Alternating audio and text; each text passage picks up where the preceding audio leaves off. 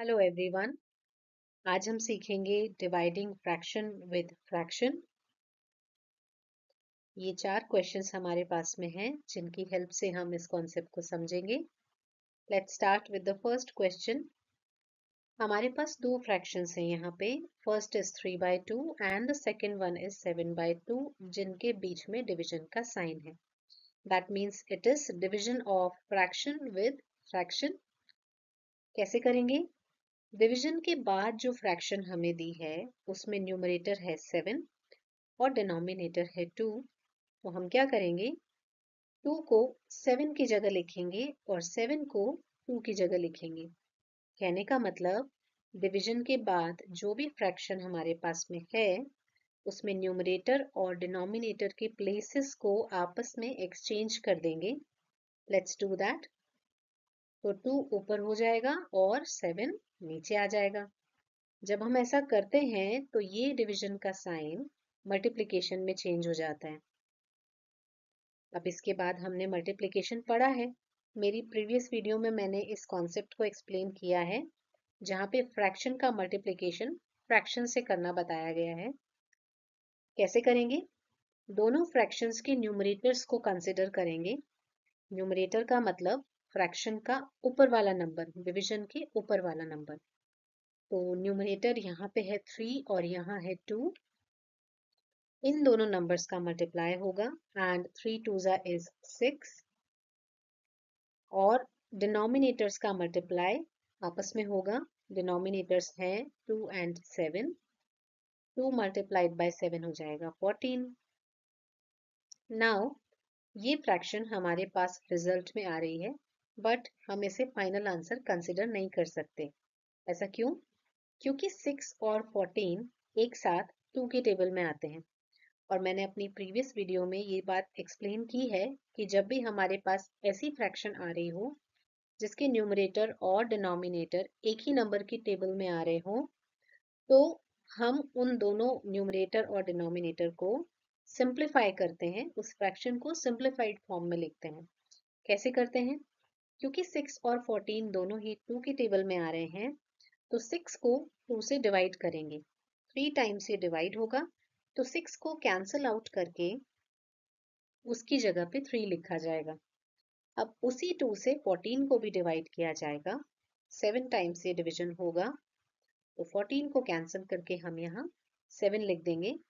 अब जो भी नंबर्स हमारे पास में आ रहे हैं उनको चेक करेंगे। अगर ये फिर से किसी एक नंबर की टेबल में आ रहे हैं तो हम फिर से इन्हें कैंसिल आउट करेंगे, और अगर ये एक नंबर की टेबल में नहीं आ रहे हैं तो इससे हम अपना फाइनल आंसर बना लेंगे। तो हमारे पास में आ रहा है 3 एंड 7, जो एक नंबर की टेबल में एक साथ नहीं आते हैं। इसलिए 6 की जगह हम 3 कंसिडर करेंगे और 14 की जगह 7 कंसिडर करेंगे, और हमारा आंसर होगा 3/7। ये हमारा फाइनल आंसर होगा। ऑलराइट, सेकंड क्वेश्चन देखते हैं। 5/3 को हमें 3/7 से डिवाइड करना है। कैसे करेंगे?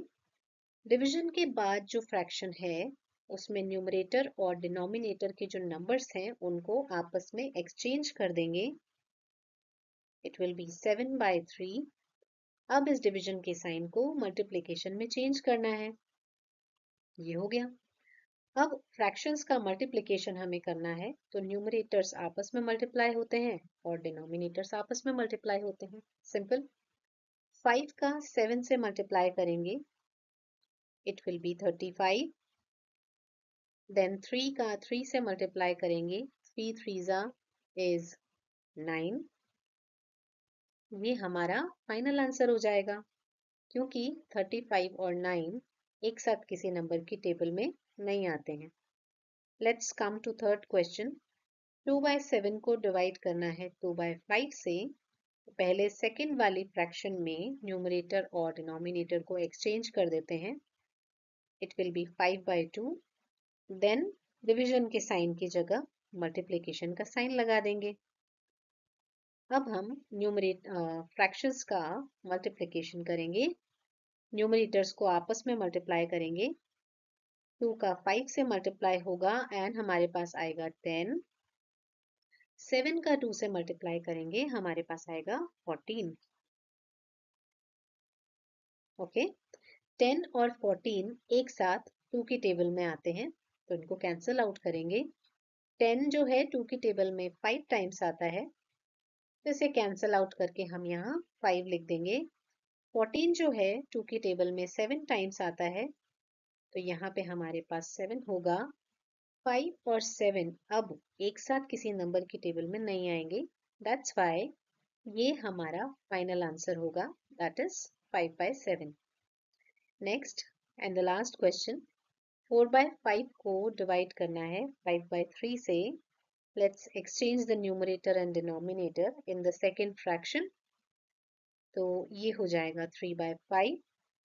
डिविजन का जो साइन है वो चेंज हो जाएगा मल्टीप्लीकेशन में। देन मल्टीप्लाई, न्यूमरेटर्स का आपस में मल्टीप्लाई करना है। 4 multiplied by 3 is 12, and then 5 multiplied by 5 is 25.